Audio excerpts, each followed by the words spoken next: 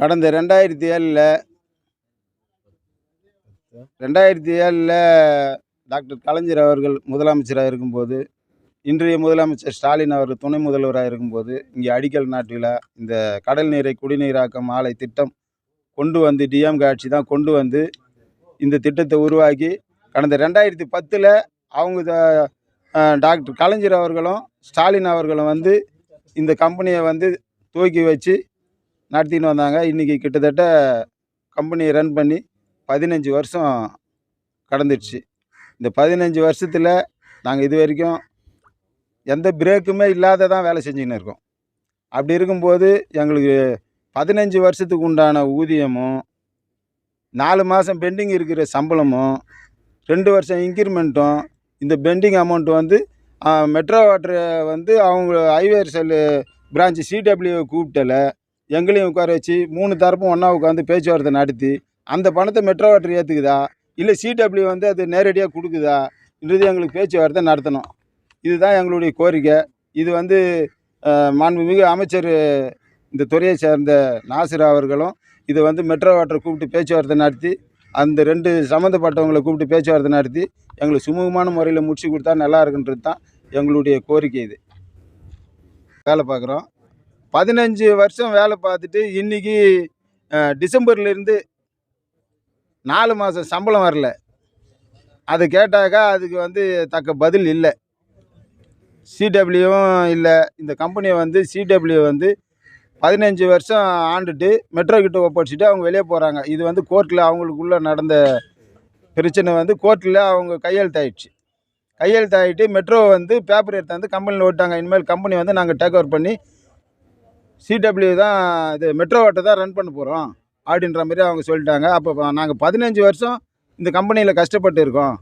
15 வருஷத்துக்கு உண்டான கிராஜுவிட்டி எங்களுக்கு யார் சார் கொடுக்குறது, யார் மேடம் கொடுக்குறதுன்னு சொல்லிட்டு மெட்ரோ வாட்ரு அந்த அம்மா சிஓ ஏதோ ஒரு போஸ்டிங்கில் இருக்காங்க, நமக்கு கரெக்டாக தெரில. அந்த அம்மா கிட்ட பேசும்போது அந்த அம்மா வந்து நீங்கள் வந்து அவங்க சிடபிள்யூ கிட்ட தான் கேட்கணும்.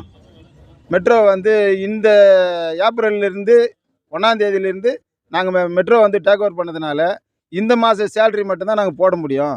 உங்கள் பெண்டிங் எல்லாம் வந்து என்ன பெண்டிங் இருக்கோ அதெல்லாம் வந்து நீங்கள் ஐவேர்செல்னுடைய பிரான்ச்சு சிடபிள்யூடிஎல் கிட்ட தான் கேட்கணும் அப்படின்ற மாதிரி அந்த அம்மா சொன்னதின் பேரில் இன்றைக்கி நம்ம பலகட்டமாக வந்து அவங்கக்கிட்ட மீட்டிங் வச்சியும் அவங்க எந்த ஒரு மீட்டிங்க்கும் வந்தாலே செவி சாய்க்கலை. எங்களுக்கு வந்து இந்த 40 பேர் வேலை செய்கிறோம். எங்களுக்கு பின்னாடி 40 குடும்பம் இருக்குது. இன்றைக்கி ஒரு ஊருக்கார் மட்டும் கிடையாதுங்க. இந்த கம்பெனியை சுற்றி உள்ள ஒரு 10 கிராமத்தில் இருந்து இங்கே வேலை பார்க்குறோம். ஆனால் இந்த போராட்டம் வந்து தொடங்கும் எங்களுக்கு உண்டான அந்த பெண்டிங் பைசா எங்களுக்கு வராத வரைக்கும் 4 மாதம் சேல்ரியும் அதுக்கப்புறம் வந்து 2 வருஷம் இன்க்ரிமெண்ட்டு காசு, அரியர் காசு, அதுக்கப்புறம் 15 வருஷம் நாங்கள் வேலை பார்த்ததுக்கு உண்டான செட்டில்மெண்ட்டு. இது வந்து மெட்ரோ வாட்டர் வந்து அந்த ஐவேர்செல் பிரான்ச்சு சிடபிள்யூ கூப்பிட்டு பேச்சுவார்த்தை எங்களையும் வச்சு பேச்சுவார்த்தை நடத்தி இன்றைக்கி சிடபிள்யூனுடைய மெட்டீரியல் வந்து உள்ளே இருக்குது. அந்த மெட்டீரியலுக்கு நாங்கள் பாதுகாப்பு கொடுத்துருக்கோம். அப்படி இருக்கும்போது 5 மாதமாக கம்பெனி ரன் பண்ணாமல் இருக்கும்போது இந்த 5 மாதமாக நாங்கள் சம்பளம் இல்லாமையே இந்த கம்பெனியை வந்து பாதுகாத்துன்னு இருக்கோம். அப்படி இருக்கும்போது நாங்கள் வந்து 24 மணி நேரமும் 3 ஷிஃப்டாக 24 ஹவர்ஸ் கம்பெனியில் இருந்து கம்பெனியை பாதுகாத்துன்னு இருக்கோம். இன்றைக்கி அவங்க மெட்டீரியல் வந்து அவங்க கணக்கு எடுத்து அவங்களுக்கு எத்தனை கோடி ரூபாய் மெட்டீரியல் இருக்குது அது வந்து இவங்க வந்து மெட்ரோ கிட்ட ஒப்படைச்சிட்டு அவங்களுக்குள்ளே கையெழுத்தாகி அவங்க வெளியே போயிட்டாங்கன்னா எங்கள் பணம் வாங்க முடியாது. இன்றைக்கி 4 மாதம் சம்பளம் இல்லை, 5ஆவது மாதம் ஸ்டார்ட் ஆகிடுச்சு. அதனால் எங்கள் 40 குடும்பமும் இன்றைக்கி தரங்கட்டு சீர்கட்டு போயிருக்கிறோம்.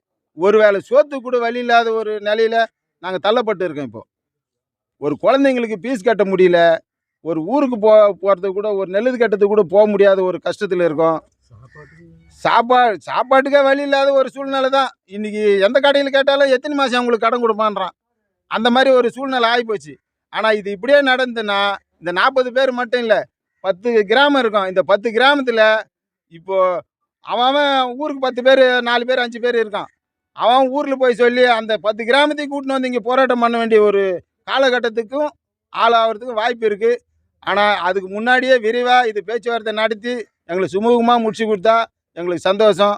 இது வந்து அந்த இந்த துறையை சார்ந்த அமைச்சரும் அந்த மெட்ரோ வாட்டரை கூப்பிட்டு பேச்சுவார்த்தை நடத்தி, எங்களுக்கு அந்த சிடபிள்யூவும் கூப்பிட்டு பேச்சுவார்த்தை நடத்தி, எங்களுக்கு தேவையான எங்கள் வாழ்வாதாரத்தை பெருக்க வச்சா நல்லா இருக்குன்றது தான் எங்களுடைய கோரிக்கை. துல்லியமாக தினசரி நடப்பு நிகழ்வுகளையும் கல்வி, விளையாட்டு, அரசியல், வாழ்க்கை முறை, மருத்துவம், தொழில்துறை, சினிமா, பொழுதுபோக்கு போன்ற பல்வேறு நிகழ்ச்சிகளையும் உடனுக்குடன் காண கேப்டன் டிவி மற்றும் கேப்டன் நியூஸ் சமூக வலைத்தள பக்கங்களோடு இணைந்திருங்கள். உங்கள் வணிகத்தை கேப்டன் டிவி மற்றும் கேப்டன் நியூஸில் விளம்பரத்தின் மூலம் மேம்படுத்த விருப்பமா? உடனே கீழே கொடுக்கப்படும் எண்ணிற்கு தொடர்பு கொள்ளுங்கள்.